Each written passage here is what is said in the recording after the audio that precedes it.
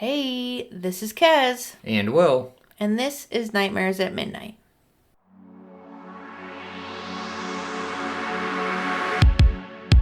Do I look abominable to you? We all go a little mad sometimes. I see dead people. He's alive! Congratulations, you are still alive. What's the boogeyman? As a matter of fact, it was. Well, whatever you do, don't fall asleep. I'm your number one fan. There's nothing to worry about. You're gonna be just fine. I'll take good care of you. I'm your number one fan.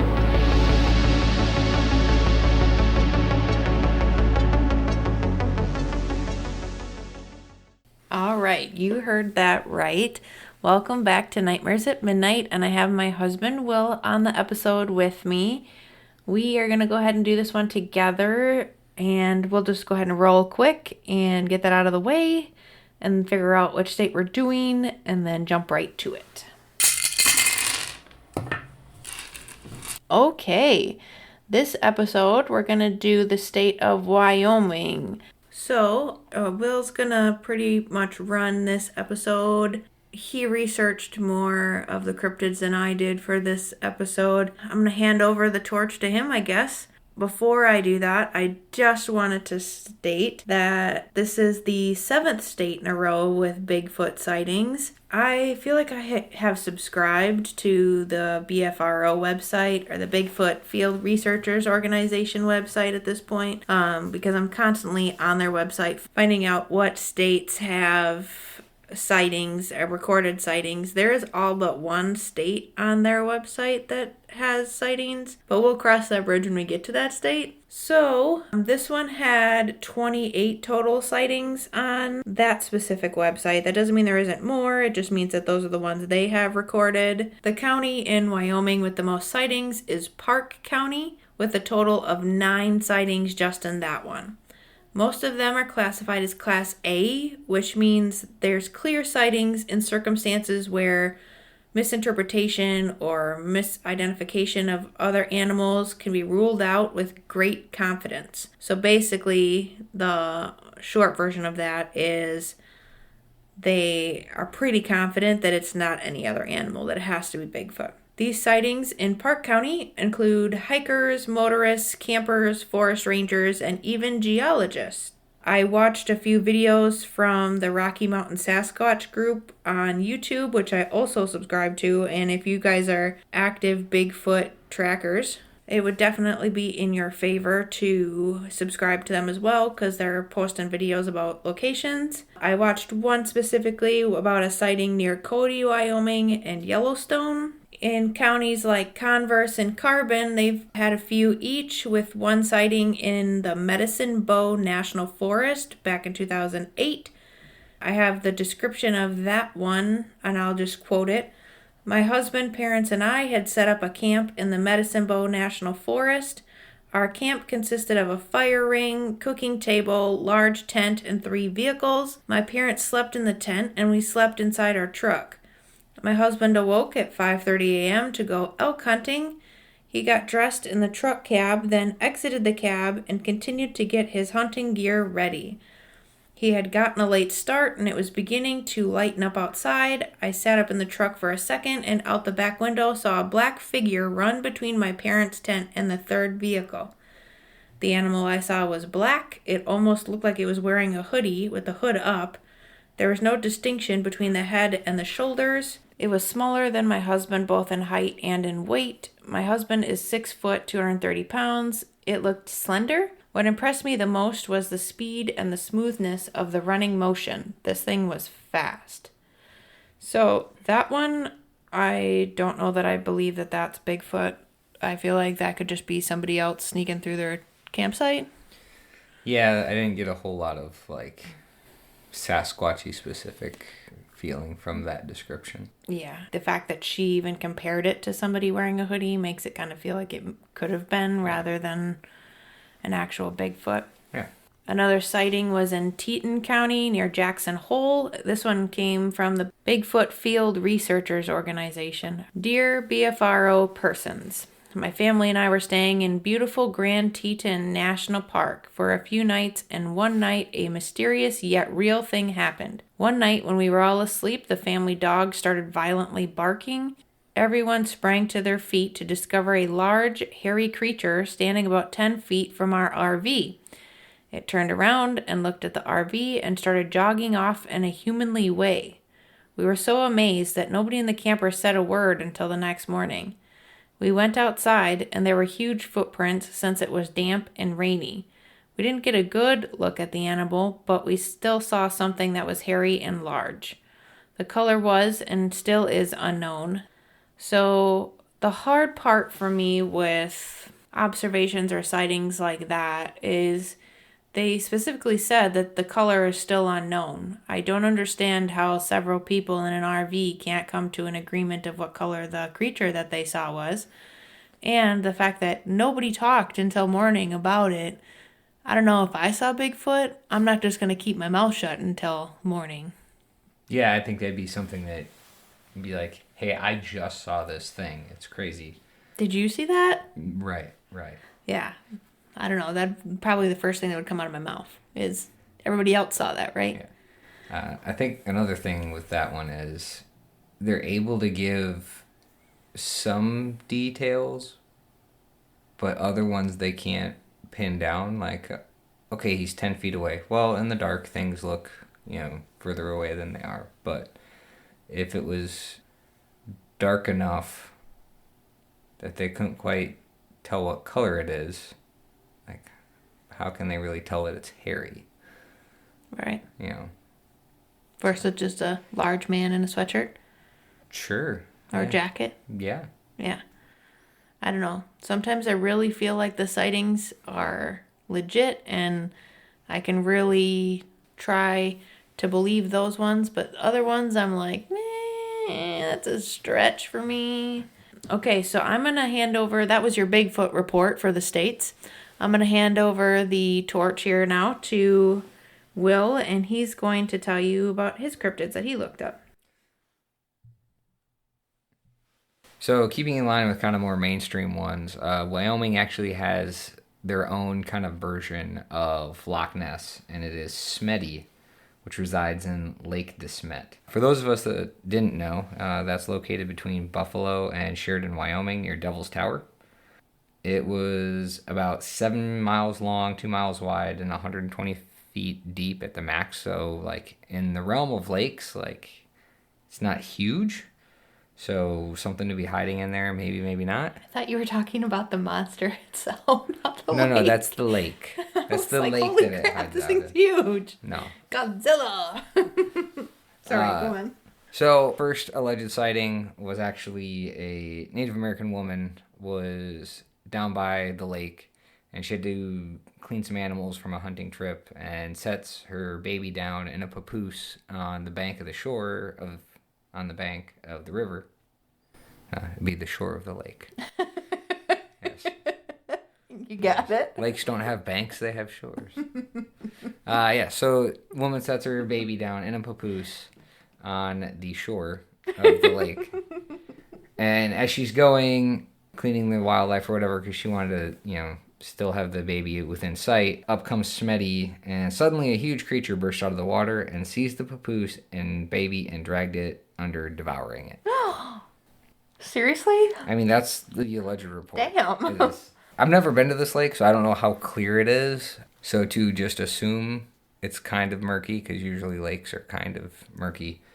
Maybe it did get devoured, maybe it didn't. We probably couldn't see under the water to see what actually happened. But how do we know that this lady isn't just crazy and drowned her baby and said it was this Loch Ness type monster? I mean, it was from before the 1900s, this sighting, so that only makes me question it much harder. It's quite possible. Okay. So in the early 1900s, there was a group of ranchers that were also by this lake. And they started noticing that the horses were getting real skittish. Apparently one of the ranchers had recently come back from a African safari and was noting that the way the horses were behaving was very similar to the way animals reacted around rivers that were infested with crocodiles in Africa. So when you were telling the first story, that was one of the things I was like trying to think through in my brain of would there be alligators in Wyoming lakes? And I was like, nah, couldn't have been. I don't believe they are right. They're not in lakes like that. What's the word? Native to yeah, I don't. Wyoming lakes? I mean, maybe someone flushed one down a toilet and it lived in the sewer. In the 1800s? I guess. Down in the sewer? What is this? Yeah. Teenage Mutant Ninja Turtles? Yeah, you know, like in New York. All these Okay. wild alligators under New York because people got them as pets and then flushed them down the toilet. So that same group of ranchers in the early 1900s described seeing Smetty and said that it resembled a crocodile with flippers. Sure, maybe. I don't know. I feel like... Wait, did you say a crocodile with flippers? Yes, that's what they described Smetty as looking like. I mean, the Loch Ness is supposed to be known for that. We haven't covered the Loch Ness yet. We have not. We try to stay away from mainstream ones. Yeah. But this is not Loch Ness. This is Smetty. Right, this is if you ordered Loch Ness on Wish. Or Temu. Yeah. You get this one. Yep. Smetty is the Temu of Loch Ness. Well, how do you feel about crocodiles with flippers? I mean, they already have webbed feet, so this is literally like dolphin or like... Yeah, I think it's supposed to be closer like What are dolphin they, or seals? whale. Not seals. Sea lions? Sea lions, yeah. Or walrus. Walrus, that's where Yeah. I was... So when somebody says Loch Ness Monster or Nessie, the image I have is more of like a long neck type dinosaur with flippers. Not a no neck, wide head like a crocodile. There's a Pokemon that's like that, isn't there? Lapras, yeah. Yeah. Yeah, my I internet think is of showing. something like that. Yeah. Yeah. But I wouldn't say that looks like a crocodile. No, not at all. No. But So in 1925, a man named Edward Gillette, who the town of Gillette, Wyoming is actually named after, wrote about seeing a creature that was as long as a telephone pole, so approximately 30 to 40 feet, with a huge bucket for a head, but with a horse-like head coming out of the water. okay. So last week's episode, Michigan, there was also a lake monster like the Loch Ness. That was one of the things that they had said in a sighting for that one too, was that it had a horse-like head. I wonder why that is. Well, the horse-like head, to me, horses and crocodiles have very different shaped heads. Well, I mean, they have the long nose. Yeah, but granted, I lump gators and crocodiles kind of together, and I've seen gators in real life. I don't recall ever seeing a crocodile up close. And it's very, like, triangular, wide, flat. And I know that crocodiles are supposed to have a narrower, longer snout, I guess. But general shape is the same. Right.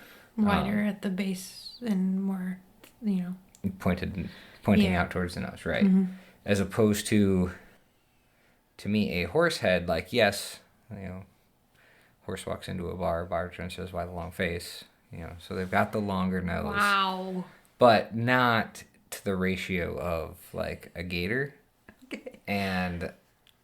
You're such a dad. I'm so sorry. That was so corny. Go on. Go on. But I wouldn't... If I saw a gator skull next to a horse skull, I would not say, like, oh, yeah, those might be cousins. Like, Yeah.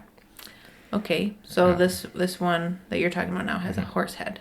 The one that Edward Gillette wrote down the sighting for claimed a horse head, which is probably also more in line with the stereotypical Nessie type dinosaur having something that resembles that. Because I think the other part is like the horse's mouth, doesn't go all the way back down the head the way like a gator and a crocodile. How they've got a really long mouth. Where the bottom jaw isn't at the back of the head, it's... Yeah, kind of forward. Right. So, yeah, there are a couple prehistoric aquatic reptiles that people are saying it sounds kind of like. I did not study Latin, so here we go. Cryptoclytus, similar to Nessie of Scotland. Other theories are Romuliosaurus or Kronosaurus.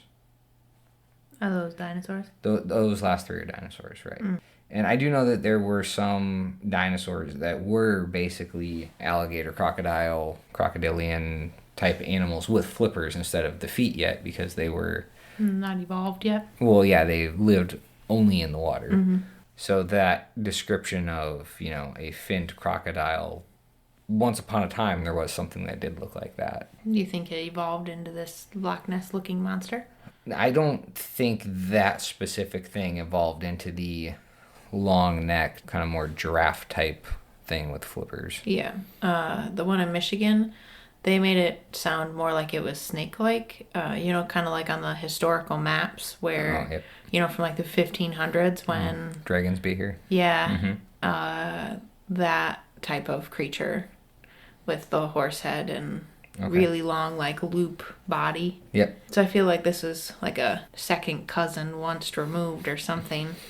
You just learned about all that. I did. That's why I used it. That's why you used it. Do you think this one's real? This was a key part that people enjoyed when we talked about if we thought it was real, because they like your perspective. I just believe in everything. I don't know. Last couple episodes, you've been really like, I don't know if that's quite debunking. Real. Yeah, like, that just sounds like uncivilized people living in the woods. Listen, I mean, I've seen The Hills Have Eyes. I know how this stuff works. This one, I mean, that lake doesn't sound that big. I guess I don't know how trafficked that lake is either, having never been there. But if I remember off the top of my head, those dimensions weren't that much bigger than like Lake Toma. And I really feel like if there was something hiding in Lake Toma, maybe not as deep. Toma might not be as deep, but like, I feel like we'd have found something. So, well, yeah, I guess. And like, the other thing is, so is there just this one Smetty, and that's the only one that's ever been? That lived here for hundreds of years? Yeah, basically. I didn't think about that part. Or is it... Is there a whole family? Is there a whole family? And then if there are, then why are there not more sightings, since there would have to be more of them?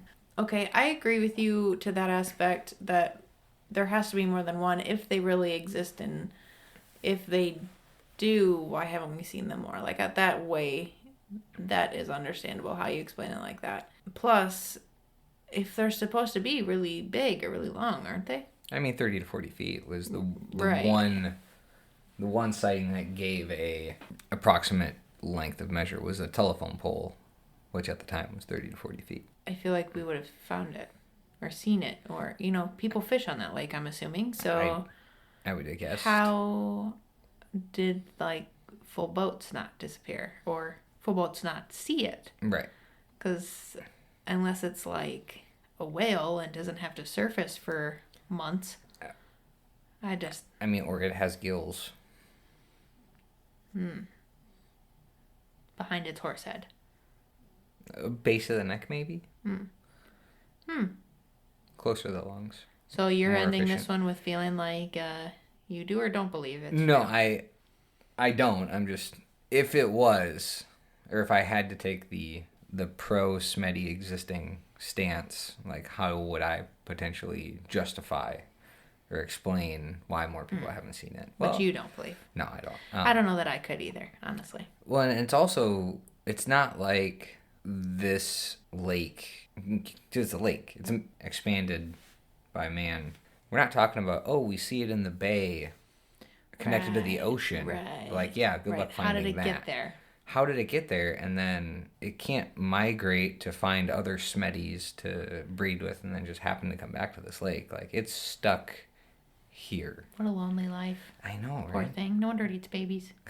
That happened one time. Are you wanting to go on to your next one? Yeah.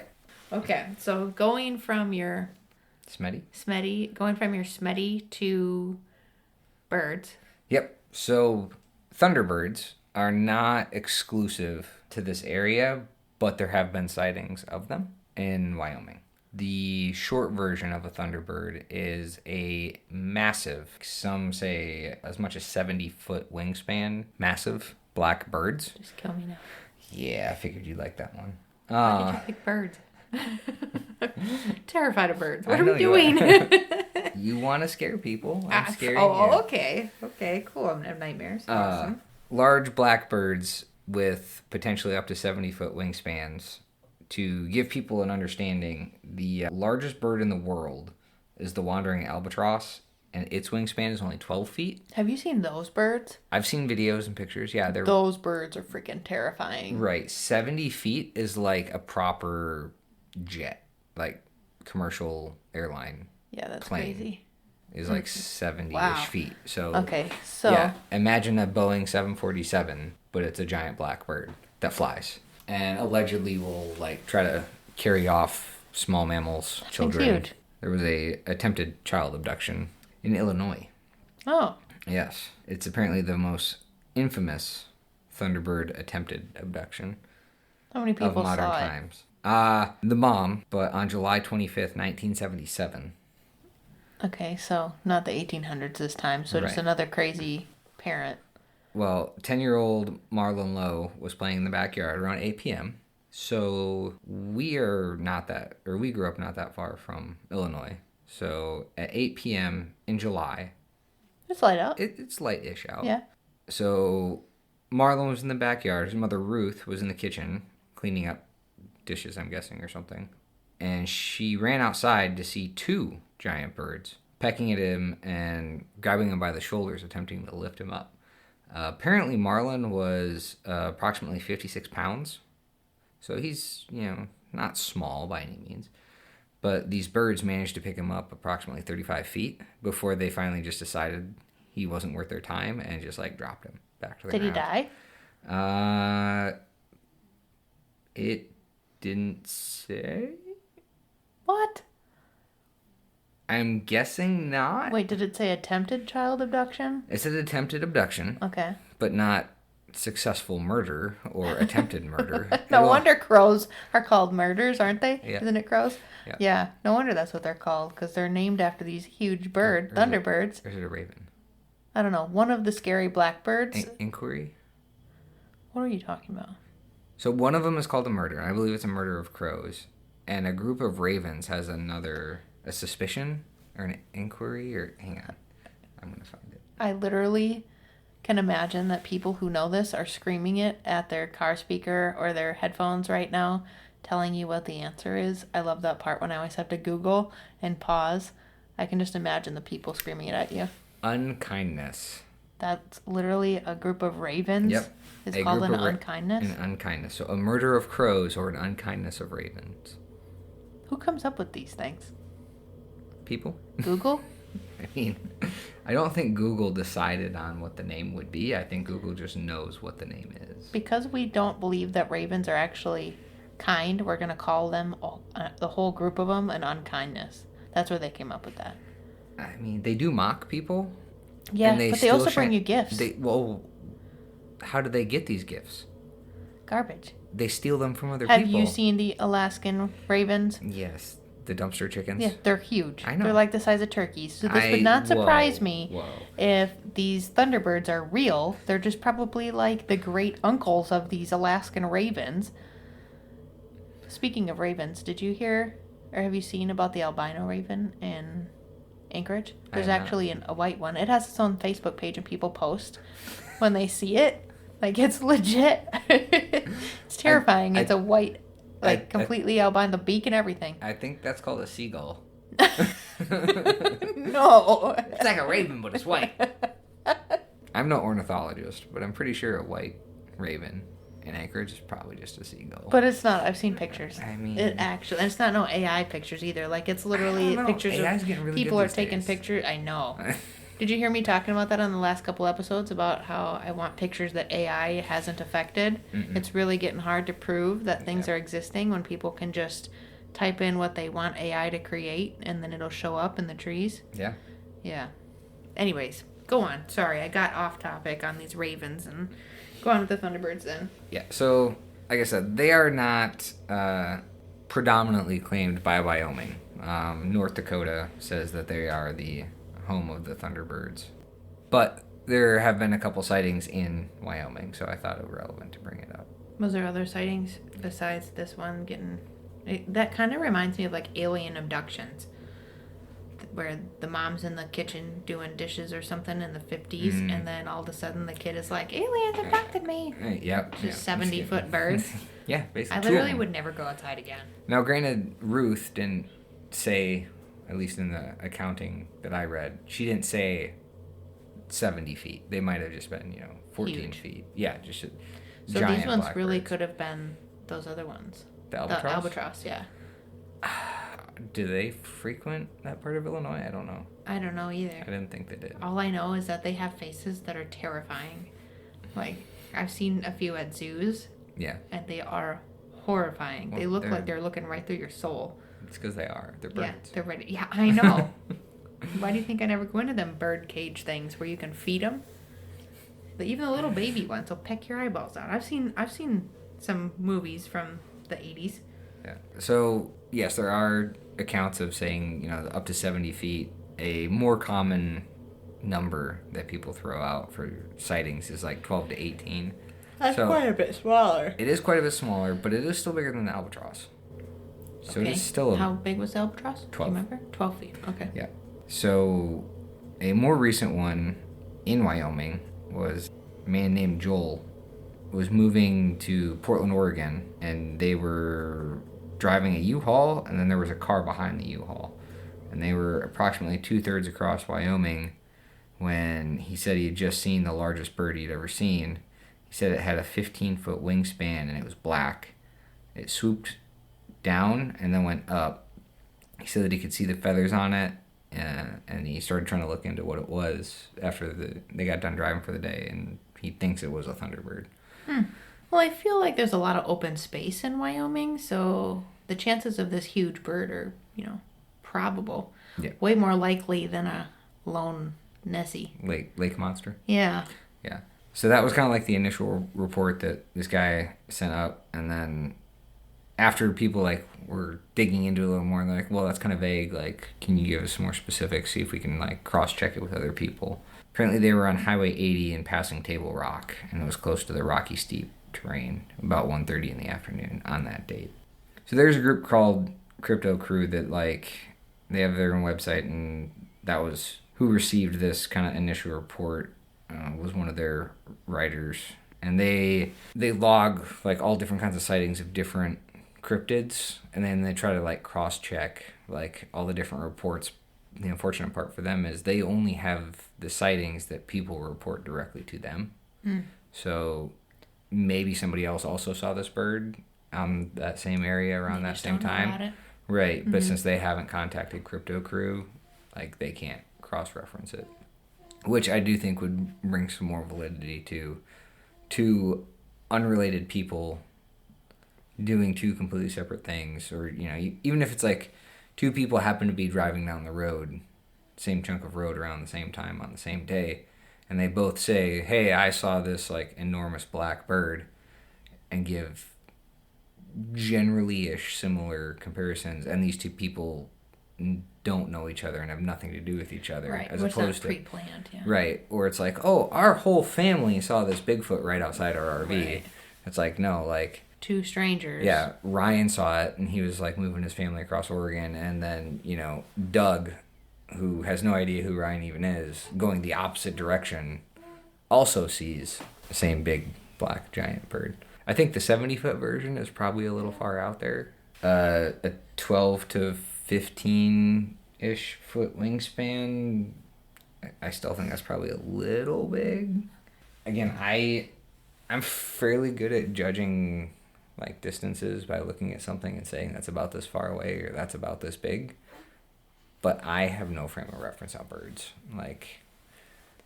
I could think it's a really big bird, but it might just be way closer than I thought, or I'm probably more inclined to be oh, that thing's tiny, and really it's because it's 4 miles away from me. I just don't realize that it's 4 miles away from me. Yeah. Whereas I'm all birds are big and scary. It's literally the size of a mouse. It's terrifying. This chickadee is the size of a Tyrannosaurus Rex. Yes, exactly.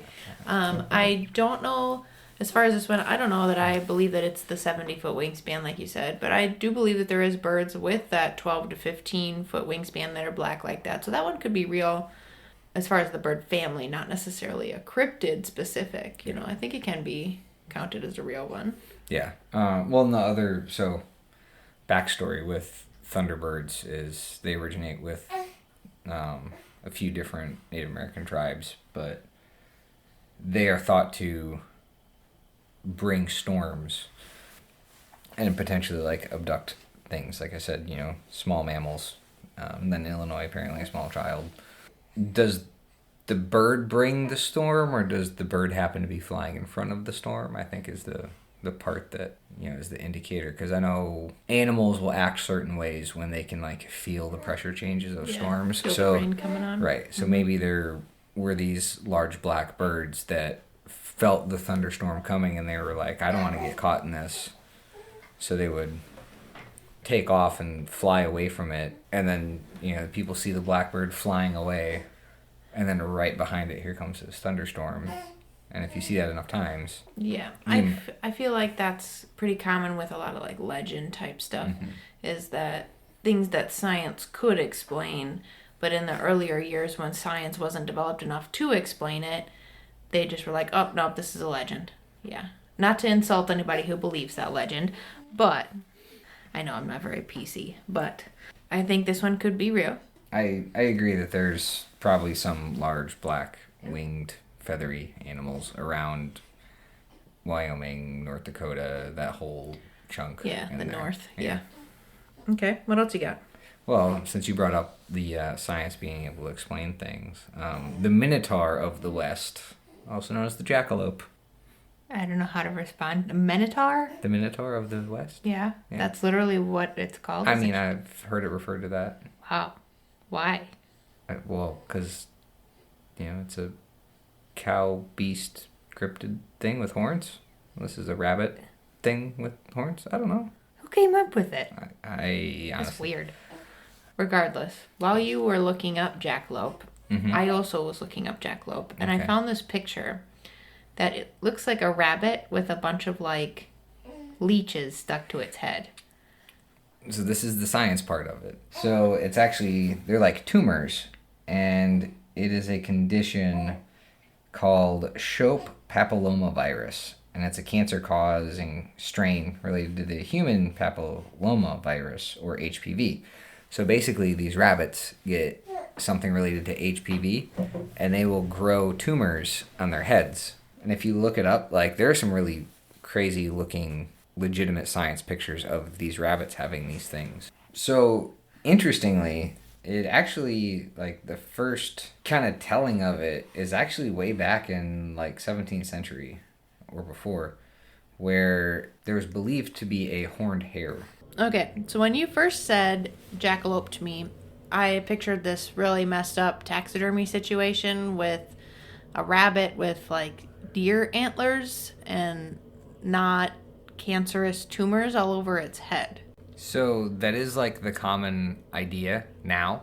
So there was believed to be a horned hare back in the 17th century. Like, it was in the equivalent of science books even back then in Europe. And they were like, no, we don't think that's real. And so they got rid of it. In 1932, it was actually Douglas Harris and his brother, who had studied taxidermy through the mail back then, because that's how people would learn things, had come back from a hunting trip, and they got some hares, and allegedly Douglas threw one onto a bench, and it just happened to land next to a deer head. And that, like, gave him the idea of, like, oh, it'd be really funny if we took these deer antlers and put it on this jackrabbit. So they did. And they actually ended up selling the first one to the Labont Hotel, also in Douglas. And it, just the head, but it was like a conversation piece in this hotel. And people would, like, stop in the hotel just to see this jackalope head. Yes, sir, I came to see your jackalope head. Yeah. And so then, from that point forward, like, that was kind of the stereotypical thought of what a jackalope would look like. But the The town of Douglas, Wyoming, they have leaned into this jackalope thing like full send. It's a local attraction in Douglas, and the Chamber of Commerce, so even like the city government is involved in it. They issue jackalope hunting licenses to tourists. So I went to the Wyoming Game and Fish Department website, and they actually have descriptions of these jackalopes on there. On their page it says, under critter sightings, there's an actual tab on there, and it's right next to like the barn owl and the black-headed grosbeak and red-tailed hawk is this jackalope, right? And they word it, unlike most rabbits and hares, jackalope have a low reproductive rate owing to the fact that they breed only during summer lightning strikes. I mean, how romantic. It's electric. Despite their ability to sing like a fine tenor. Young are produced very infrequently, but apparently often enough for species persistence. Given their secretive nature and unknown population status, there is currently no open season for the species in Wyoming. Do you want to hear their predators? Well, since you brought up open season, your jackalope hunting license that you can buy is only good for one day, probably because of the limited species. But that day is June 31st from midnight to 2 a.m. Apparently, the hunter must also have an IQ greater than 50, but not over 72. Oh, that's just too much. You're too smart. Yeah, apparently. If you're, well, because they're worried if you're too smart, you, in that limited amount of time... will actually find it? And just wipe out all of them. Oh, my God. Yeah, but June 31st, so the day after my birthday. Yeah, happy birthday. Have a jackalope license. I think we might need to go to Wyoming. So the predators I was going to tell you about. Yes. Get it, okay? Including coyotes, bobcats, eagles. Those all make sense. Chupacabras. Oh, chupacabras? Yeah, that's on their website. I did not see that jackalopes were in the chupacabra diet when we were doing the dadgum chupacabra episode. Neither. There's also web-footed wukalars and the Cherokee devil. Do you know what a wukalar is? I don't think I've heard of that. I had to look this one up because this is a cryptid that was not on my radar. Oh, that's a cryptid also? Mm-hmm. Okay. I guess. I looked up them, and apparently they're humanoid pigs with web feet. Yeah. We're really stretching it at this point. Okay. Yep. Also native to Wyoming, I'm guessing? I guess, yeah. If they eat jackalopes, they must be. Is jackalopes not anywhere else but Wyoming? I feel like Wyoming, South Dakota. So fun fact, Frank English of Rapid City, South Dakota, also makes jackalope like taxidermy, and he is the only supplier to Cabela's. Oh, and you can get a jackalope thing at Cabela's? Yes, and the standard, or air quotes, world record jackalopes, because you know how they have like, oh, it's a world record elk. Huge size. Yeah. He makes world record jackalopes. Get out of here. And they sell for about $150. Wow. Yeah. I feel like that should have been way more.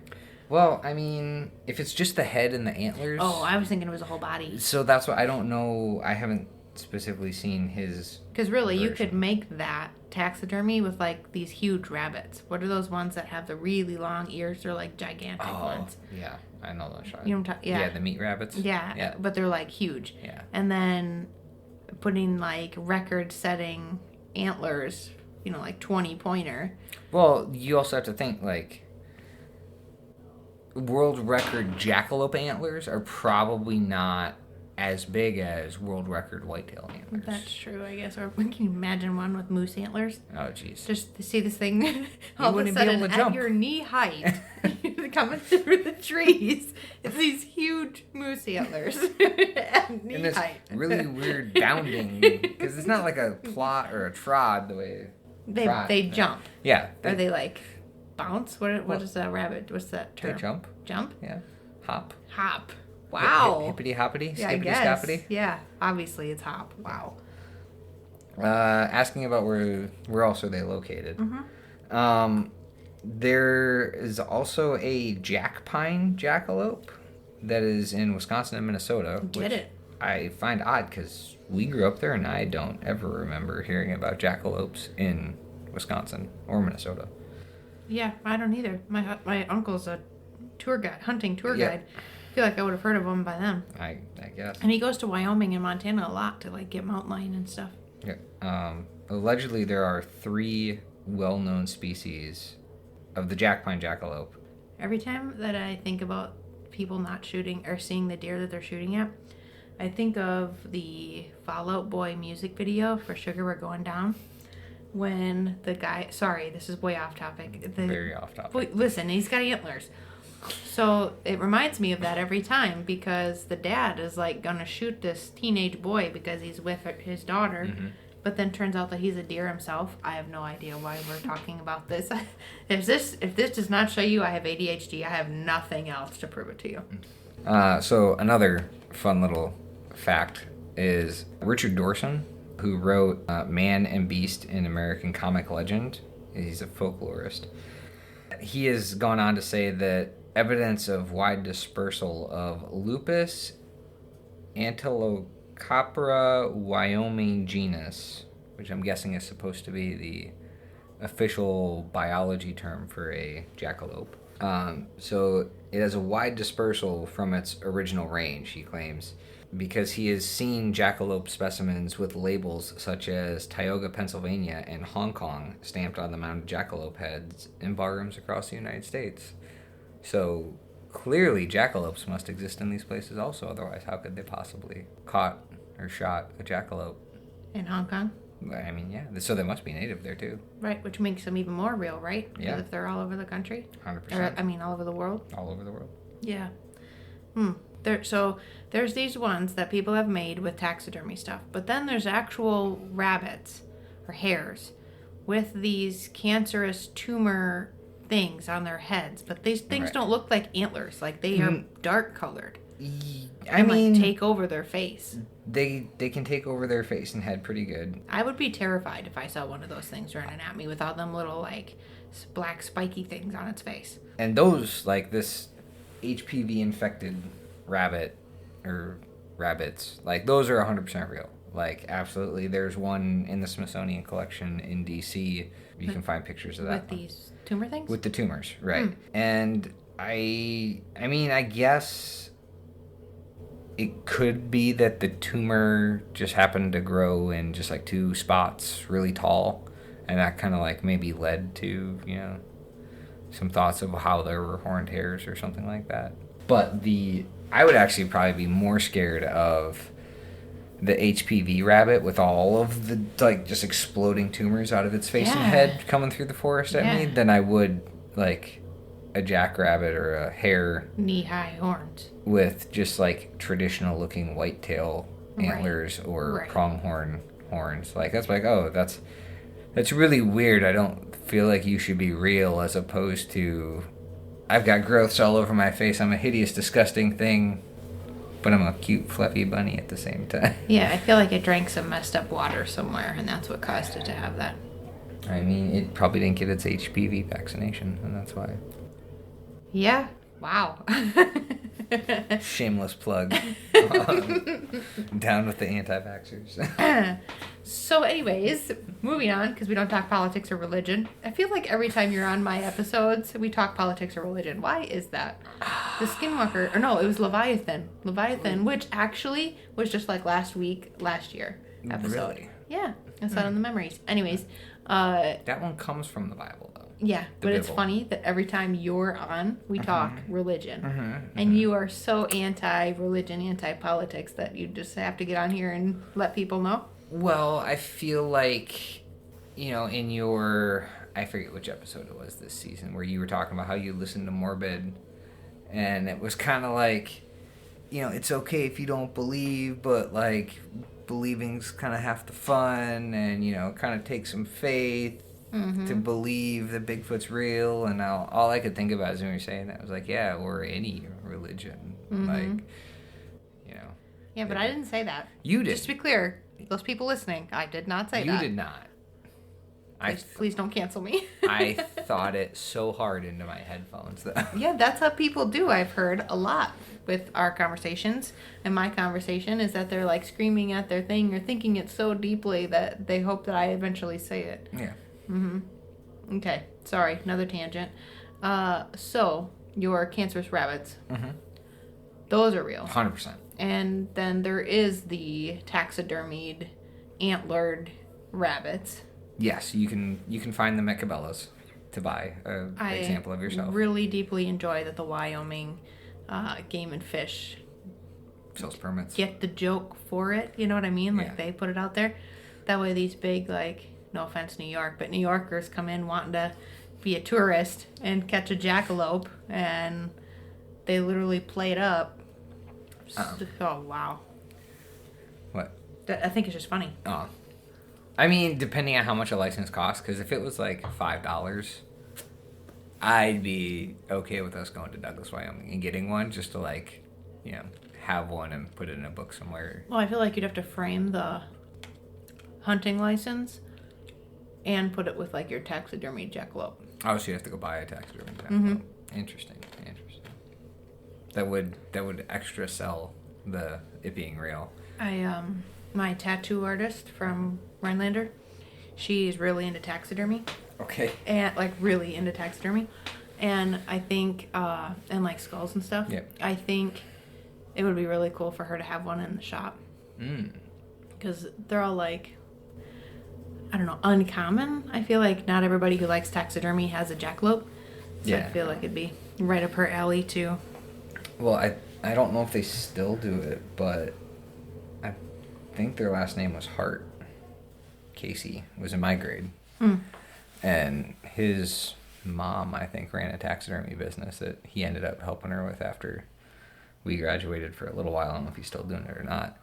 But I think the people that, like, take their job super serious and, like, they want to create works of art out of these, you know, furs and everything, like, that's cool. Like, art has so many mediums. I don't think those people would get on board with, hey, I want you to make me a jackalope.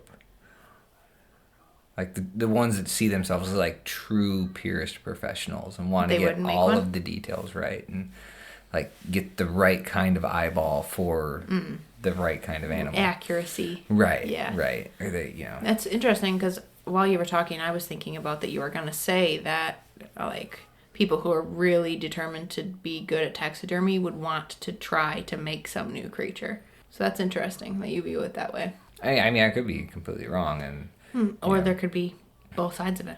I feel like people that take their job, regardless of what it is, so serious, and they're, like, constant needing to be perfectionists, can't, like, differ from the real. Well, can't let a joke be part of their work. Yeah, I understand that. Being mocked almost. Well, I mean, it's not necessarily like I'm, you know, mocking you with this, but it's just like, hey, we don't have to be serious all the time. Right. Like, you can still do amazing work on a jackalope, even though it's a completely made up animal. And it'd still be, like, well done and, you know, a respectable product. But since it's not a real animal, it would be a mockery of taxidermy as a whole. I can understand that, too. Yeah. Okay, so we've discussed they're real. The ones with tumors, 100%. But the one with antlers are only taxidermy. Yeah. Okay. Well, let's talk science and whether things are real or not. I'm going to talk to you about the Pedro Mountain Mummy. A mummy? Mummy. Yeah, that's what this is called. It's titled. It's not a mummy. Oh, well, that's weird. Yeah, so the Pedro Mountain Mummy was discovered in June of 1934 by this version of two gold prospectors in the Pedro Mountains, approximately 60 miles southwest of Casper, Wyoming. Contrary to the mythology of the nearly 8 decades that have passed since its discovery, the mummy was almost certainly a human baby, not a tiny adult, or from the race of little people of American Indian lore. Did you know that there's a race of little people in American Indian lore? I didn't recall one in the Native American lore, but I think, like, there's, like, the pygmies of South America are supposed to be tiny humans. Right. Okay, so Photographs and a signed affidavit leave little doubt that the discovery itself was real. The affidavit was signed in 1936 by Cecil Maine, one of the prospectors, and it states that the mummy was, quote, found in a sealed cave on a rock ledge about 2½ feet from the ground. There was nothing else in the cave. So, these prospectors found this, quote, mummy, but it turns out that it's a baby. They have x-rays done of it and find out that it has this disease where the brain isn't fully developed, so the head didn't like fully expand, causing the baby to die and stay little. And they found its body. But so like proportionately, it would look like a tiny human, as opposed to babies have giant alien heads when they're first born in relation to their body. Right. So this one was found with its head not fully developed, therefore making people think that it was that kind of small, portioned, but normal for that size. Right. The head was proportionate for the baby's body as if it were a human or a full-grown adult. Right. I see. So it was in several articles for the Casper Tribune Herald. Casper is the place. It changed hands of who has it and who owns it, and it was in a museum, and the prospectors sold it off, trying to make money off of their find. There's another version of that it was a sheep herder that discovered it instead of these prospectors. Okay. Regardless of who found it, they actually have it on display now, and it's in like a glass case, like a dome case, propped up so it looks like it's standing. Yeah, but apparently numerous x-rays have been done on it, and there's an actual disease called anencephaly, which is the congenital absence of a large part of the brain. So that's what it was called. So the brain didn't fully develop, the head didn't fully develop, causing it to look littler, and I'm assuming because wherever it was found, it mummified it, I guess. So the x-rays were confirmed. And they decided that it was either a stillborn or dead shortly after birth baby. I found a article by the Milwaukee Journal that stated, discernible by x-ray is the food in the stomach, which appears to have been raw meat. The teeth in the front of the mouth are pointed and of the flesh-eating variety. So to me, that one screams that it is a little person with pointy teeth and eats meat. But I don't know. I think it was a baby that just got stashed there. Yeah, probably. In an internet article, Little People and the Pedro Mountain Mummy, it explains that many believe little people are legends, and it names the Pedro Mountain Mummy and refers to Shoshone legends that contain the belief that little people attack with tiny bows and poisoned arrows. They probably have little masks and shields too, huh? That's what I picture. Video games. I have a problem. In the early 1990s, interest in the mummy remained strong. A popular episode of the television series Unsolved Mysteries, filmed in 1994, featured the story and included an interview with Dr. Gill. As a result, just so you know, Dr. Gill was the one that confirmed the x-rays about the congenital absence of the brain. As a result, a Wyoming rancher brought him another mummy, which was found in 1929 or thereabouts in, again, the Pedro Mountain area. So now there's two. Gill sent it to the Denver Children's Hospital and also examined it himself, obtaining x-rays, a DNA sample, and a radiocarbon date. I don't know what that last one does. Do you? I think that's to tell how old something is. Kind of like carbon dating. Oh, that makes sense. These results, Gill said, confirmed everything that I had ever thought about the Pedro Mountain Mummy, including the diagnosis of the anencephaly. So both of them now have been diagnosed with that. So is it gone for good? Well, it seems likely, and with no immediate prospect of testing and study, those carried away by myths and speculation will continue in the spirit of Irish poet William Allingham's The Fairies. And it's just 4 lines, it's not 12 or 24 like I read in the last poem last episode. Was up the airy mountain, down the rushy glen, we daren't go a-hunting for fear of little men. That one's cute. It sounds like it should go on a Valentine's Day card. Right at the end. For fear of little men. Love you. Please be my Valentine. Speaking of Valentine, Valentine's Day is coming up. Men, just because you're married, I'm giving you a little tip, doesn't mean you should not ask your wife to be your Valentine. I don't care if you've been married a year or 10 years or 20 years. Well, women too, I have to be inclusive. Spouses, ask your spouse to be their Valentine. Stay awake. Stay woke. Stay awake. You stay awake. I'm struggling. Anyways, just a little tip from Nightmares at Midnight is to ask your spouse to be their Valentine regardless. They'll appreciate it. And women don't want flowers. They want baby cows. You're welcome. Hairy, long-haired coos. Yes, Baby coos. exactly. I'm speaking from experience. Come on. What if I'm not asking you because I don't want to give you the chance to say no? You don't want to be rejected? Exactly. Oh, fair. I'm afraid that you might say no. I'm pretty sure that if they're married to you, they should be accepting for you to be their Valentine. If not, Singles Day is right after. You can celebrate one or the other. I would like to point out that in all of our years together, Yeah. not a single time have you asked me that. Or to be my Valentine? Mm-hmm. Yeah. How sexist of me. It's 2020. It's not very PC, buddy, but you said it. Okay. Do you have any more cryptids? Or was the jackalope the last one for you? Jackal was the last one. Okay, so Wyoming has the jackalope, has the western version of the Loch Ness. What's it called? Smetty. I don't know why I can't remember that one. And then the mummy and Bigfoot and the Thunderbirds. I'm sure we're forgetting some. Oh, what was the website? The 95.5 website where you can look on the map and it actually... I'd never seen a map like this before. It was super cool. I wish they did it for all states, but I think it's just Wyoming. Well, it's a local radio station in Wyoming put together a map for Wyoming. Okay. So if you go to mycountry955.com, you can kind of hunt around on there and they have... You can...